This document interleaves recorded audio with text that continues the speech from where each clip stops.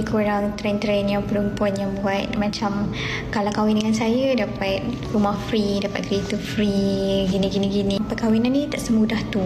Macam kita boleh provide everything dan settle masalah rumah tangga, tak. Sebabnya dalam rumah tangga ni ujian setiap orang berbeza-beza. Especially kalau isteri bergaji lebih tinggi daripada suami. Isteri diuji bila dalam kesusahan, suami diuji waktu senang. Benda tu adalah real, bukan satu drama TV. Itulah yang menjadi masalah rumah tangga.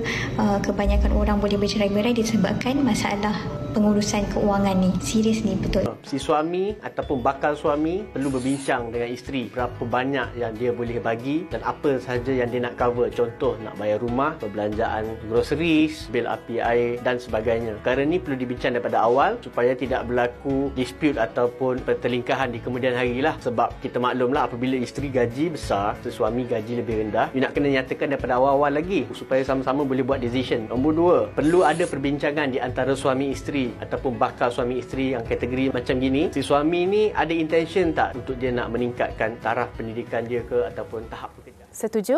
Tak setuju? Boleh kongsikan di Facebook kami. Tapi apa yang dikongsikan tu, saya selalu juga dengar isteri diuji bila dalam kesusahan dan suami pula diuji bila dalam kesenangan. Kira dari segi kerjaya ke wang ringgit dan sebagainya. Tak apa, kita bawakan di pentas wanita hari ini untuk kita kongsikan bersama dengan anda. Baik, kita bersama dengan dua orang tetamu kita. Di sebelah Fatin, Dr. Siti Aisyah Yahya selaku pensyarah Pusat Kajian Dakwah dan Kepimpinan Fakulti Pengajian Islam UKM. Terima kasih Dr. Siti Aisyah. Jumpa lagi, Doktor. Jumpa lagi. Okey, baik. Dan di sebelah Dr. Aisyah kita bersama dengan Dr. Ahmad Syamsuri Muhammad selaku pensyarah kanan Jabatan Psikologi Pendidikan dan Kaunseling Fakulti Pendidikan UM. Terima kasih Doktor turut bersama kami mewakili kaum lelaki, kaum Adam. Ya. Tadi persamaan. Takut 3-1. Takut ya. Kita menang kita orang kata seimbang. Dan apa yang mungkin boleh kita bukakan perbincangan kita hari ini, rata-rata daripada masyarakat kita mungkin dah lebih cakna berkenaan dengan ini. Isteri bergaji lebih tinggi daripada pendapatan mereka, lebih tinggi daripada para suami. Tapi saya nak tanya kepada Dr. Aisyah, salah ke kalau kita bergaji lebih daripada suami?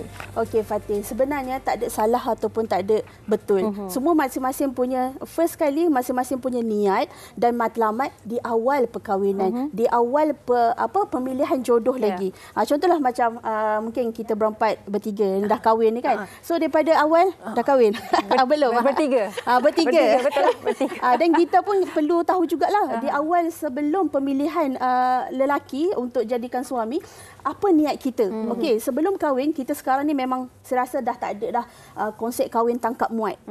Konsep kahwin paksa dah tak ada dah kan. Macam kita jaranglah dengar. Mungkin ada tapi kes yang terpencil. So yang first kali kita tengok niat dan matlamat di kahwin. So of course permulaan untuk pemilihan lelaki bagi wanita lah. Saya membawa, saya bukan bias wanita tapi membawa pendapat sebagai wanita kan. Daripada kes-kes yang saya juga kaunselor berdaftar, yang mana kes-kes yang saya dapat permulaan tu orang kata jika kita memilih orang yang betul di awalnya, insya-Allah kita akan dapat kebahagiaan itu. Tetapi kalau kita memilih orang yang tak betul, daripada pepatah Melayu kata kan, daripada mata jatuh ke hati. So itu yang parahnya. So daripada mata jatuh ke hati tapi orang tu bukan orang yang betul. So dalam pemilihan suami isteri, terutama kita sebagai perempuan lah, untuk memilih suami kita kena tengok niat dan matlamat. Dan cuba kita balik kepada Islam. Kalau Islam, lelaki nak pilih isteri ada 4 perkara. Antaranya keturunan, kecantikan, harta dan agama. Tapi Rasulullah kata pilihlah yang beragama. Dan kalau untuk perempuan pula, kita perempuan kita bukannya tak apalah lelaki ni okey kot. Kita ni macam okey kan. Handsome kan, macam muka K-pop, muka jambu, ni okey ni kan. Tough macam Farid Ahmad contohnya lah kan. Tengah menonton kita. Kredit untuk Farid kan. So kita rasa macam okey, tapi tak, kalau dalam Islam ada 2 perkara untuk pemilihan perempuan kepada lelaki, iaitu yang soleh dan yang berakhlak. Dan Rasulullah dalam satu hadis berpesan, jika didatangi oleh seorang lelaki yang soleh dan berakhlak tetapi perempuan itu tidak menerima pindangan itu, maka akan jadi kemungkaran. Dan satu lagi lah Fatin, ada satu lagi, boleh ataupun tidak kita tengok dari segi sekufu. Sekufu ni memang sangat-sangat penting. Sebab itu Islam kata okey, pilih yang sekufu. Contohlah kalau kita ni memang orang bangsawan, kita ni memang harta keturunan tak habis.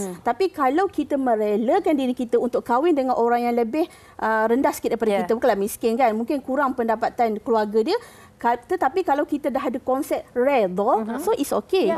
Tapi kalau kita still macam kalau kita tak nak, so kenapa kau nak kahwin kalau kau tak nak? Pilihan itu di tangan kita. Pilihan itu di tangan kita di permulaan lagi. Baik. Dan bercakap mengenai pemilihan jodoh, mungkin saya nak bertanya Dr. Syamsuri juga. Dr. Syamsuri, secara amnya lah kan, mungkin saya salah, tetapi apa yang saya lihat dan baca secara amnya, apabila seorang wanita mempunyai status yang lebih tinggi, termasuklah gaji yang lebih tinggi, bila nak cari jodoh tu susah. Kenapa kaum lelaki rasa terancam ataupun ego seorang lelaki sebegitu? Silakan doktor. Okey. Jadi ini isu yang biasa yang kita dengar sekarang lah kan, sebab kebanyakan kalau kita tengok pun tahap pendidikan wanita lebih tinggi. Kalau tengok dekat universiti memang ramai perempuan. Pukul 2 saya punya kelas nanti ke 40, perempuan lebih kurang 30, lelaki 10 je. Okey. Jadi apabila wanita-wanita yang berpendidikan, bila mereka berkerjaya, jadi mungkin setengah lelaki ada kerisauan ataupun takut untuk mendekati. Kerana mungkin ada setengah-setengah lelaki yang mungkin bergaji lebih kecil, merasakan saya kurang keyakinan diri, rasa rendah diri sebab naluri sebagai seorang lelaki dan biasanya dalam agama, dalam budaya kita, lelaki adalah ketua keluarga yang perlu memberi nafkah, menyediakan keperluan rumah tangga dan sebagainya. Jadi apabila isteri bergaji lebih besar daripada suami, ini sedikit sebanyak memberi rasa rendah diri kepada suami dan mungkin juga akan menyebabkan tekanan sebab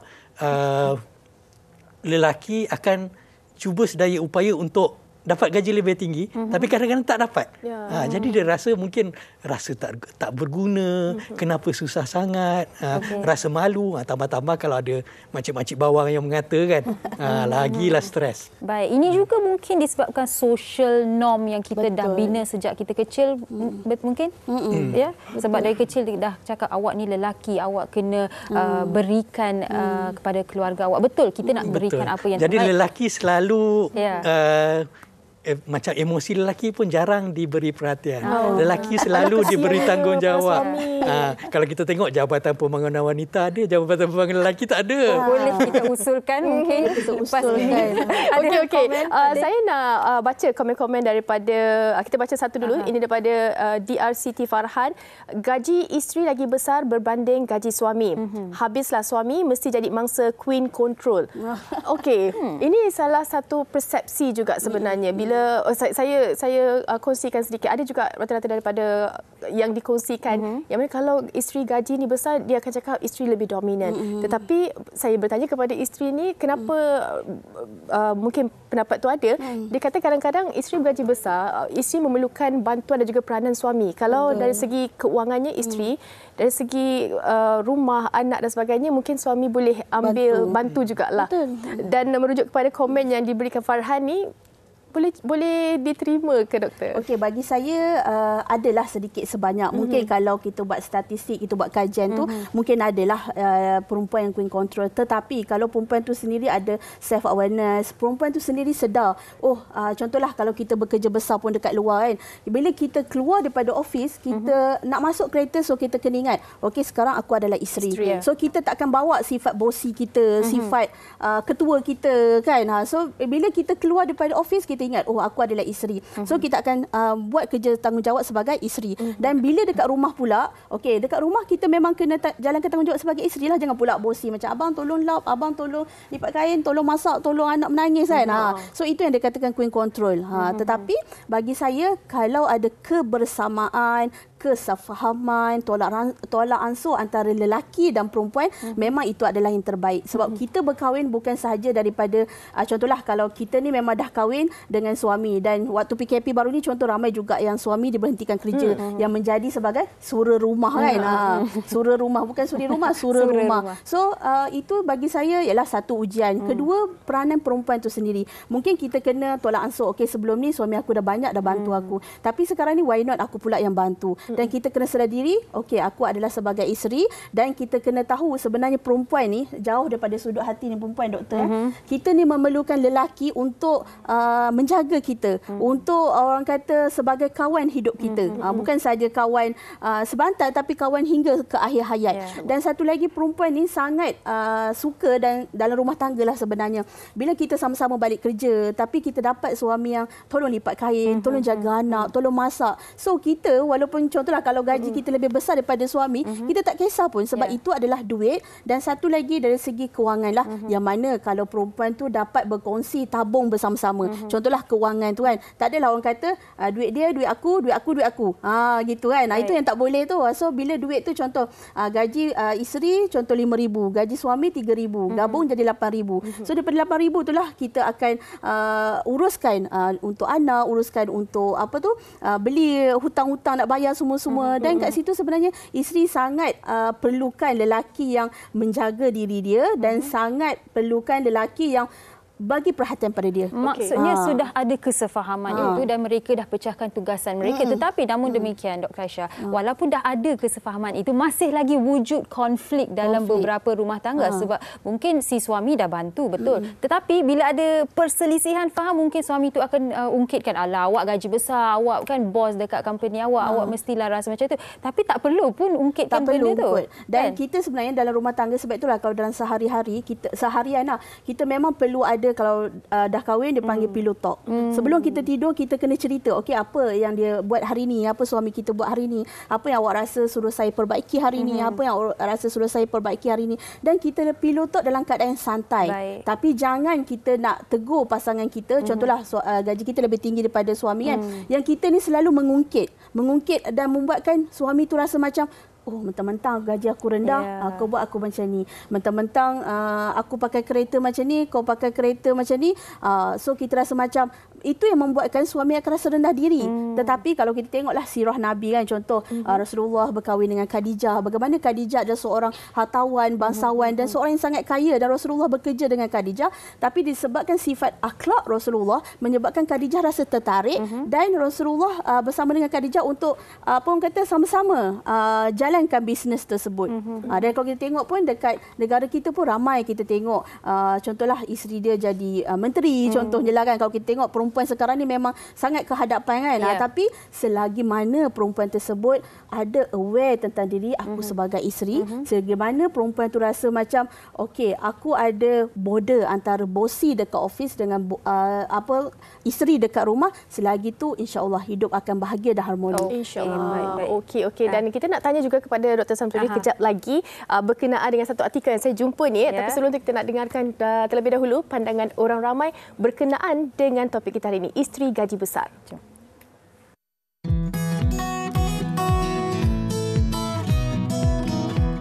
Bagi saya tak ada isu pun sebenarnya. Cuma di mata masyarakat dia akan orang akan pandang ada yang berlainan pandangan. Tapi bagi saya pula, janji si suami ni tidak melupakan tanggungjawab dia. Contohnya makan, tempat tinggal, makan pakai macam itulah. Walaupun si isteri ni gaji jauh lebih besar, tapi si suami ni jangan lupakan tanggungjawab dia sebagai suami. Dia mula-mula okey untuk tahun pertama, tahun kedua. Rasanya lama kelamaan ego seorang perempuan tu akan naik lebih daripada lelaki. So itu yang isu yang sangat besar. Rasanya memang akan tercabar. Especially saya akan rasa tercabar. Dan dalam zaman saya akan cuba serbaik mungkin untuk buat ekonomi saya lebih stabil daripada isteri saya. Benda ni tak jadi isu. Dia akan jadi isu kalau partner atau husband tu sendiri tak memainkan tanggungjawab. Macam dia tahu isteri dia berduit, ada gaji tinggi, and dia letak beban macam perbelanjaan tu dia minta isteri dia untuk membayar sedikit-sedikit. Mungkin benda tu akan menaikkan, bukan menaikkan, macam buat perempuan tu macam keras kepala ke apa ke. Bagi saya akan respect partner saya lah kalau dia seorang lelaki yang bertanggungjawab. And asal dasar ihsan saya juga, kalau saya tengok dia tengah struggle apa benda, of course lah kita akan rasa nak bayar apa yang patut.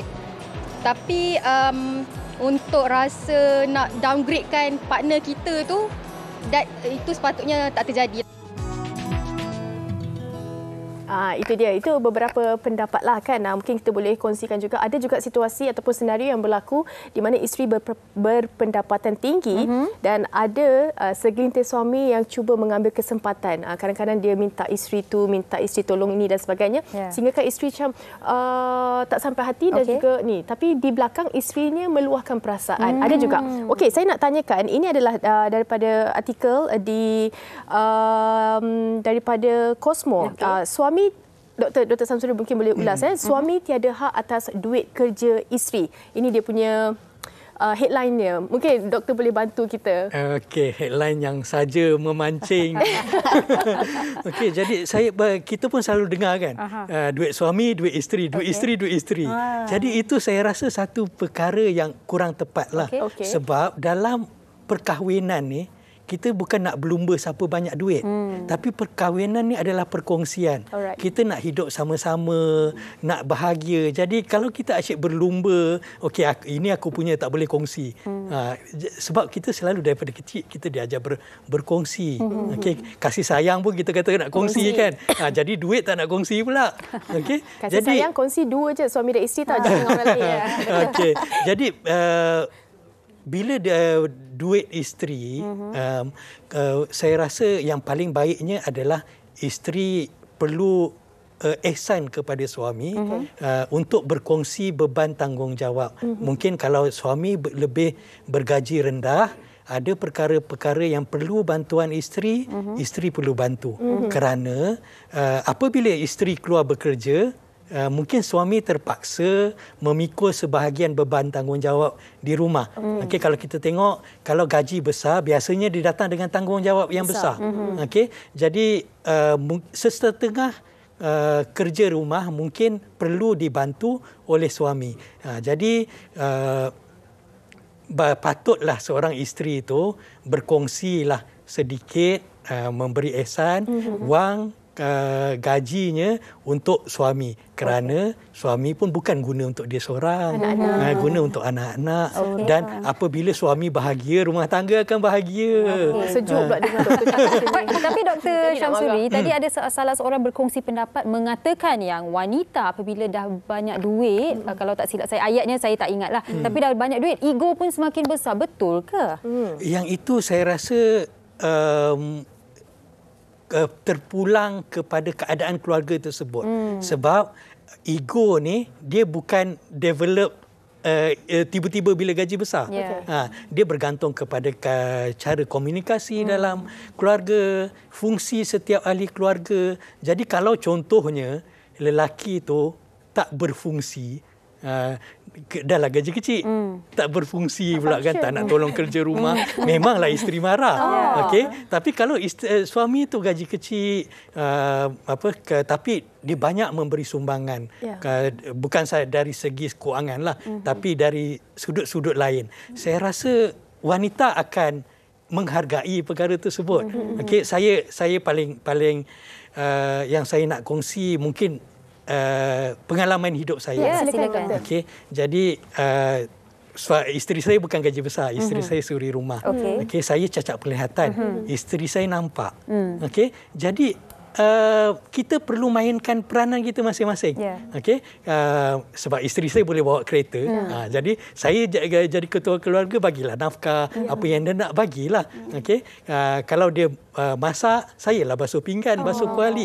Sebab kita mainkan peranan supaya kita ada fungsi dalam keluarga. Tak nak cakap ada tak menambah, tak ada pun tak berkurang. Ya, betul.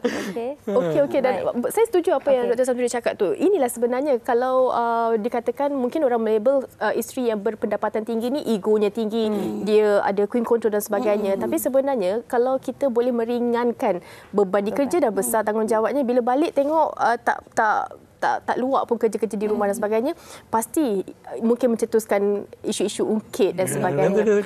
Takkan tidur je dekat rumah kan. Betul. Okey, tadi kita nak berbalik kepada soalan tadi tu. Mungkin yang mana dalam pasangan suami isteri ni, isterinya mungkin berperwatakan sangat tak sampai hati. Perempuan bila suami ni mungkin mengambil kesempatan, dia cuba untuk boleh tak yang ni, boleh tak asalnya mungkin hadiahkanlah dia untuk birthday dia dan sebagainya.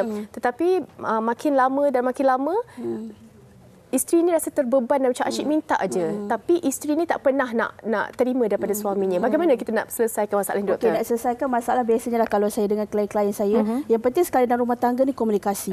So komunikasi tu macam mana, hatta pun apa-apa pun masalah, kalau kita dapat komunikasi, kita cakap. Sebab perempuan ni selalu contoh tak puas hati, contohlah kalau isteri doktor pun kalau tak puas hati diam je kan. Mana tahu. Contohlah kalau dia suka bunga, dia cakap tengok jiran sebelah dapat bunga ataupun kawan sebelah dapat bunga kan. Kenapa aku tak dapat bunga? Lepas tu dekat status, tapi dia tak komunikasikan pada suami dia. So kita perempuan ni kena cakap. Kita kena cakap apa yang kita tak puas hati. Dan sekarang ni ramai sangat orang yang tak puas hati, okey, tulis kat media sosial. Tak puas hati, cakap dengan kawan baik. Boleh cakap dengan kawan baik, tapi kita juga kena komunikasi dengan suami kita. So bila kita komunikasi dengan suami kita, kita pun tak adalah sampai tahap lelaki ni akan seolah-olah macam kita pula pekerja dia untuk bekerja untuk dia kan. Dia dah suruh rumah, duduk kat rumah. Lepas tu semua everything tak nak buat, tapi kita yang bekerja letih apa semua dengan anak semua kita, tapi bila balik rumah dia memang orang kata tidur je kan, baring je kan. So memanglah perempuan akan sakit hati. Tapi di sini pokok pangkalnya kita kena komunikasi. Sebab itulah komunikasi ni memang sangat-sangat penting. Kalau kita tengok sekarang ni pun banyak sangat bengkel daripada dulu kalau tentang perkahwinan lah kan. Yang first kali memang komunikasi. So daripada komunikasi yang berkesan, dari itulah akan wujudnya keharmonian, kebahagiaan dan ketenangan.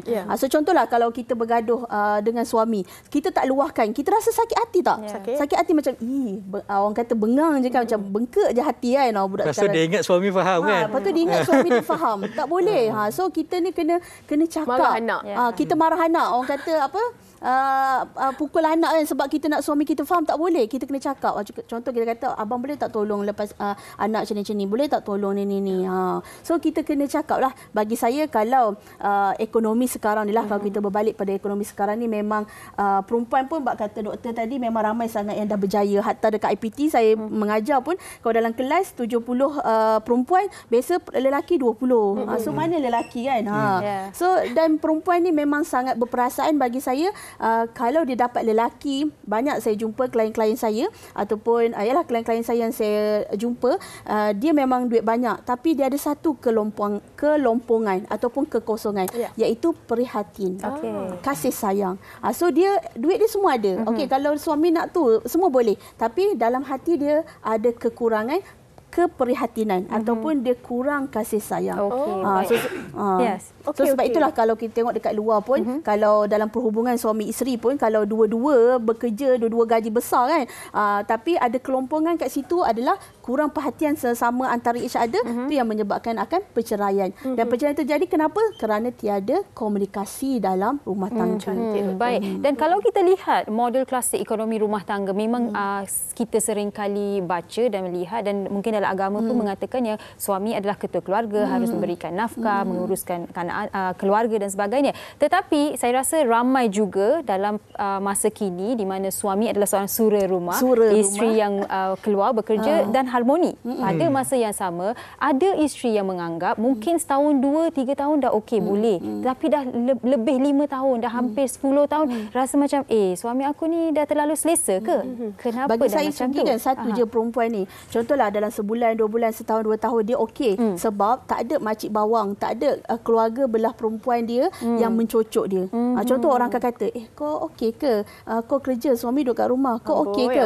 So kita ni bila orang tanya, kita okey. Tapi bila orang tanya macam awak okey ke? Awak okey ke? Tu yang kita rasa macam kenapa orang tanya ni? Aku ni tak okey ke? So di situlah peranan, tolonglah hentikan makcik-makcik bawang ni bertanya-tanya pada benda yang tak perlu. Kalau tanya apa khabar, sihat hari ni, okey bekerja. So it's okay. Ini macam makcik tengok suami dah setahun dekat rumah. Lama tak bekerja, tengok saya tak kereta pernah ada suami je. makcik. So saya rasa peranan orang luar. So peranan orang luar ni sangat memberi kesan kepada rumah tangga, dan banyak kalau kes perceraian ke, banyak kes terjadi doktor kan disebabkan mulut-mulut orang luar. So pasangan berdua tu okey je, tapi disebabkan mulut-mulut jahat orang luar ni yang bertanya membuatkan diorang tak okey, ditambah pula diorang berdua ni tak ada komunikasi yang berkesan. So akhirnya apa kata sad ending lah. Sad ending. Dan apa yang kita boleh rumuskan daripada apa Dr. Aisyah cakap, komunikasi, lepas tu niat daripada awal. Kalau kita berpendapatan tinggi ataupun besar daripada suami, bagaimana untuk kita uruskan. Dan Dr. Syamsuri tadi pernah kongsikan, saya suka dengan terma tu yang mana fungsi dalam rumah tangga, fungsi isteri dan juga fungsi suami. Dan di hujung mungkin Dr. Syamsuri boleh kongsikan, saya kira di mana sahaja isteri tu, di mana tinggi pun gaji, atas redha suami juga. Kalau mungkin suami tak meredakan, dia mungkin takkan cemerlang seperti itu. Kata-kata akhir daripada doktor. Jadi seperti yang saya katakan tadi, dalam rumah tangga ini adalah perkongsian, bukan perlumbaan. Jadi setiap dalam rumah tangga, setiap kita ada peranan kita, setiap kita ada fungsi kita.